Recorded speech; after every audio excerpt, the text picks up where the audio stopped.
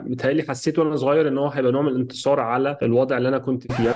زي النهارده من 70 سنة بالظبط متسلق الجبال البريطاني ادموند هيلاري والمرشد النيبالي تنزينج نورجاي تسلقوا أعلى قمة في العالم، قمة جبل إيفرست، وكانوا أول ناس يعملوا كده. وفي نفس الشهر من 16 سنة نجح أول مصري إن هو كمان يتسلق قمة جبل إيفرست، عمر سمرة. اتكلمنا مع بعض وسألته شوية أسئلة عن تجربته، بس قبل ما أشارك إجاباته معاكم في شوية نقط حابة إن كلنا نكون عارفينها. جبل إيفرست مكانه على الحدود بين نيبال والصين، ارتفاعه 8848 متر. صحيح في أكتر من 6000 شخص قدر إن هو يوصل لقمة جبل إيفرست، بس برضه في كتير معرفوش لأن الموضوع مش سهل خالص. فوجئنا بان في الجثه حصل افلانش ومات، مفيش حد شافه وهو بيموت لان هو كان بيتحرك قبلينا بساعه او حاجه زي كده. بس كان طبعا الموضوع حزين جدا. في ناس قررت انها ترجع لكامب 2، في ناس قررت انها تكمل تاني. أكتر من 300 واحد ماتوا وهما بيحاولوا يوصلوا لقمة جبل إيفرست، من ضمنهم 200 لسه فوق الجبل، وكتير منهم كمان لسه باينين لأنهم متجمدين، لدرجة إن المتسلقين بقوا بيعلموا بيهم طريقهم وهم ماشيين أساسا. زي ده مسمينه جرين بوتس. I've seen green boots myself. You've seen him. Yeah. ايه الرعب ده؟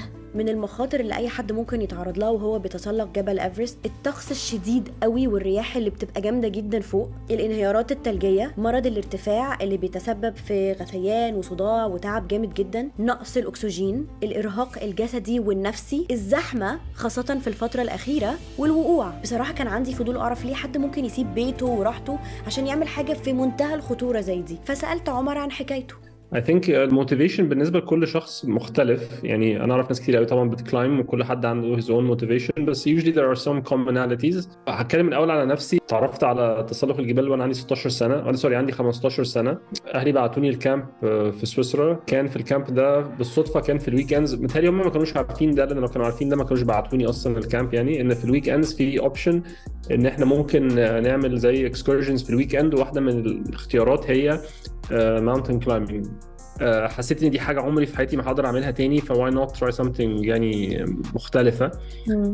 بس طبعا اول ما طلعت في الجبل وعشت الاكسبيرينس دي صراحه يعني كان ليها اثر كبير قوي عليا. يعني حسيت قد ايه الطبيعه اللي حواليا جميله. كان في حاجه كده احساس بالسكينه موجود هناك، حتى انا عندي 15 سنه وانا لسه صغير قوي، بس كنت حاسس في حاجه مختلفه في المكان اللي انا فيه دلوقتي ده. كان في كده خصوصيه في الموضوع بالنسبه لي انا، لان انا كان عندي ربو وانا صغير، وكانت واحده من التحديات اللي عندي في المدرسه ان انا دايما ما حدش بيختارني في اي فريق كوره او اي حاجه في البريك، وكنت دايما بعاني من ضيق نفس، وكنت يعني باخد بقى ادويه كتير وكلام من ده. بعد ما طلعت الاكسبيرينس الصغير قوي ده في سويسرا، فجاه يعني وانا نازل من الجبل ده فجاه جت في دماغي فكره اللي هو طب لو طلعت اعلى جبل في العالم. يعني مش عارف الفكره جت منين، بس هي كتير قوي افكار زي كده بتجيلي اوت اوف نو وير وبتلزق. متهيألي حسيت وانا صغير ان هو هيبقى نوع من الانتصار على الوضع اللي انا كنت فيه. انا كنت وقتها خلاص ابتديت اتمرن شويه، وابتديت يعني ابطل استخدام كتير قوي من البخاخات اللي انا كنت بستخدمها وكده. صحيا احسن، بس نفسيا كنت لسه حاسس ان انا صغير.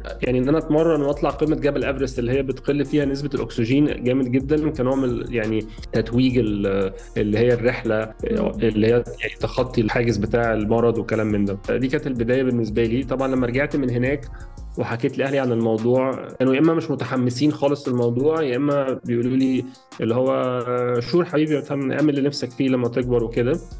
بس ما حدش متهيألي، وانا كنت بقول لاصحابي الموضوع ده كتير، بس ما فيش متهيألي حد كان واخد الموضوع سيريسلي غيري. وانا كنت شخص عامه منطوي جدا ولنفسي جدا، فما كنتش بشار الموضوع قوي، بس في دماغي كان دايما in the back of my mind لحد بقى ما كان عندي 28 سنه واتاحت لي الفرصه ان انا فعلا اروح هناك.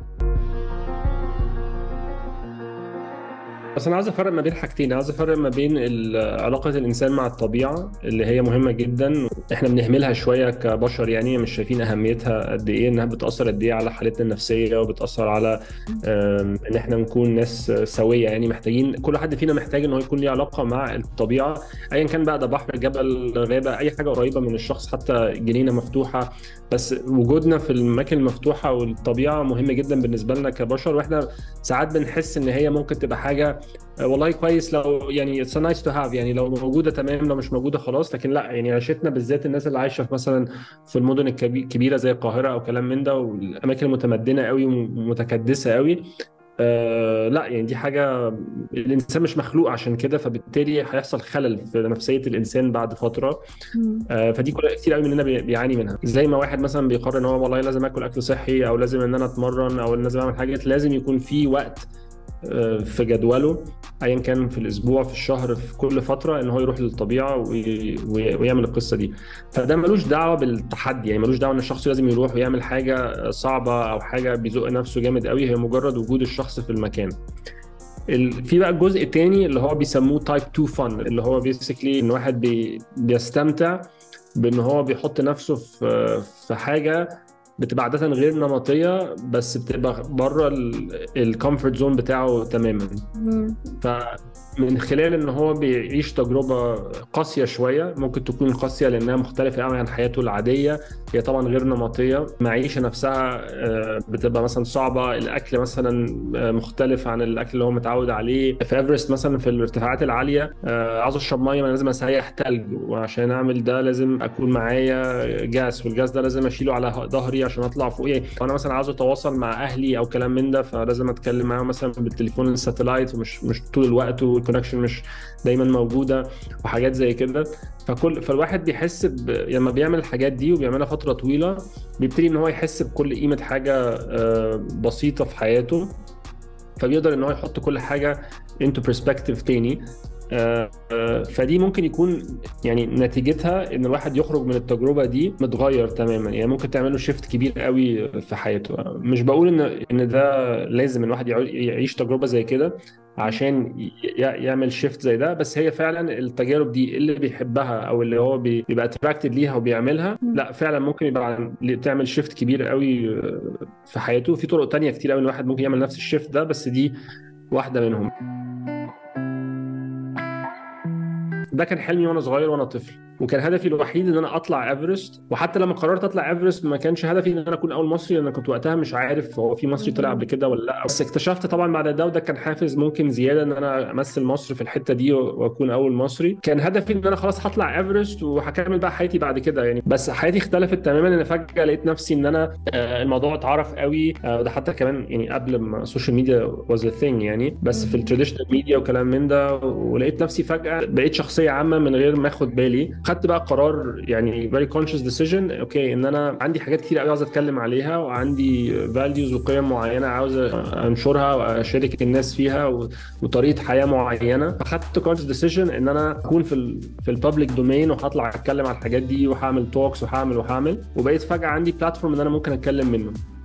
فدي بقول انها حاجه ايجابيه، لان لو واحد استخدمها فعلا بطريقه كويسه ممكن تكون لها يعني اثر ايجابي قوي. دي كانت رحلة عمر سمرة الشخصية جدا اللي وصلته لقمة ايفرست. لسه في كلام تاني كتير اتكلمنا فيه، بس الأول حبيت أعلق وأقول كلمتين كده. من حكاية عمر فهمت إن ممكن يكون الحافز ورا إن حد يتسلق جبل إنه بيكون جزء من تحدي الشخص ده محتاج يعدي فيه علشان يعمل نقطة تحول معينة في حياته أو في رحلته في الدنيا. برضو في سبب تاني اتعلمته، وهو إن بيكون في ناس عندها قضية معينة عايزين يعرفوا العالم بيها، فبيعملوا تحدي كبير قوي كده عشان ياخدوا اتنشن العالم كله يبص عليهم والميديا، وبعد كده يتكلموا عن القضيه اللي هم عايزين يقولوها. زي منال رستم اللي برضو في الشهر ده من سنه بقت اول بنت مصريه تتسلق قمه جبل ايفرست. منال كانت قضيتها سهله وبسيطه، البنت المحجبه تقدر تعمل اي حاجه. طب دول سببين كويسين، ان حد يكون عنده تحدي شخصي محتاج يمر بيه، او ان يكون في قضيه عايزين نتكلم عنها. هل في اسباب مش كويسه؟ لو انت رايحه بس مجرد for fame او to create engagement او to get popular او كل الكلام ده، فبالتالي بقى في، وطبعا السوشيال ميديا has become a huge thing in terms of companies promoting themselves. ففي شركات expeditions كتيره جدا بتعتمد على content creators عشان يجيبوا followers ويجيبوا clients وكلام من ده. ف they actually يعني they reach out to travel influencers or outdoor يعني ناس that are very popular، ويقنعوهم ان هو ايفرست is a very achievable goal وكده، وذاتس فاين ان anybody can do it، بس they have to go يعني يعدوا في كل المراحل اللي لازم يعدوا فيها عشان يتمرنوا ويجهزوا. بس بيحصل كتير قوي في ناس بتبقى موجوده في الجبل وهي فعلا مش جاهزه. شفت اكزامبلز ناس لسه بتتعلم ازاي تربط البوتس بتاعتها والكرامبونز بتاعتها على الجبل في الاكسبيديشن نفسه. وساعات الناس دي بالذات لو هي اغنياء وعندها فلوس كتير، فممكن يحطوا موارد كتير تجاه سبورت كبير قوي، يعني بيكونوا مثلا بيطلعوا باكسجين اكتر كتير من العادي، بيكون مثلا عندهم بدل الشيربا الواحد اللي بيساعدهم في السامت داي بيكون معاه 2 أو 3. يعني بيسكلي الناس بتحاول بالفلوس تتحايل على الموضوع، وده اللي خلى ان في حوادث كتيره بتحصل، ناس كتيره موجوده على الجبل ما ينفعش تكون موجوده هناك. والمشكله ان لما يبقى في حد على الجبل مش المفروض يكون هناك لان هو ما اخدش التمرين الصح والوقت الصح ان هو يتجهز، ده بيحط ناس تانية في الخطر. اي مجهود هيتحط في انقاذ حد او سبورتنج حد تاني هيبقى مجهود بيتاخد من سبورتنج ناس تانية برضه ممكن تكون محتاجه ده. لا كتير يعني في ايفرست فور شور، لان في السنه اللي انا كنت فيها في ايفرست في 5 افراد توفوا، منهم واحد كان احنا كنا التيم بتاعنا كان اول تيم يلاقي جثته يكون في المكان نفسه، واضطرينا احنا نتعامل مع الموقف ده. فده كانت حاجه يعني بالرغم من ان انا كنت عارف ان ده بيحصل ومجهز نفسي على قد ما اقدر نفسيا ان ده ممكن يكون احتمال، انا كان حاجه اصعب بكتير ومختلفه تماما لما عشناها فعلا وحصلت فعلا. وعشت طبعا تجارب تانية في مغامرات تانية، يعني اخرها كانت رحله المحيط، افظع وارعب كتير من اي حاجه حصلت على اي جبل بالنسبه لي. يعني الحاجات دي بتحصل وهي جزء يعني لا يتجزأ من الموضوع. ممكن واحد يعيش حياته كلها بيعمل المغامرات دي ما يحصلوش اي سيتويشن زي كده، بس ممكن تحصل في اي وقت. الفكره كلها دلوقتي ودي المشكله هي ان الناس بقت تجهز للاكسبيديشنز دي والمغامرات دي هوبينج ان هم هيروحوا وكل حاجه هتمشي زي الفل، ما بيكونوش جاهزين وعارفين يتصرفوا ازاي لما في مشاكل بتحصل. كعمر عملت حاجات كتير قوي اكستريم، بس I'm not an adrenaline junkie يعني، لان actually I don't relate to adrenaline junkies at all. maybe it's يعني ما اقدرش اعلق على الموضوع ده. عكس بريسبكت ناس كتير قوي بتعمل حاجات فيها ادرينالين كتير، وبادماير مثلا الباشن، التكنيك، how courageous they are، كل الكلام ده. انا مش I'm not after اللي هي very high dopamine like اللي هو very short lived experiences اللي هو bungee jumping sky diving مش عارف ايه كل الكلام ده. لو لاحظتي هتلاقي الماونتينيرنج وايفرست وحاجات زي كده، لا هو احنا بنروح نطلع الجبل بنقعد اسابيع هناك. ايوه بتعدي في ساعات بقى كتير من البين والمش عارف ايه وكلام من ده. فده از لايك اللي هي التايب 2 فان دي. انا بروح للاكسبيرينسز دي يعني looking for حاجه بوزيتيف، اللي هو صفاء ذهن، ان انا اكون قريب من الطبيعه، ان انا مثلا اعمل الكلام ده مع اصحاب، والحاجات دي بتقربنا كتير قوي من بعض. ده اللي بيجذبني للحاجات دي، مش ان انا رايح مثلا عشان اكون خايف جدا او اعمل حاجه فيها ادرينالين عالي فده يقلقني لحاجه تانية.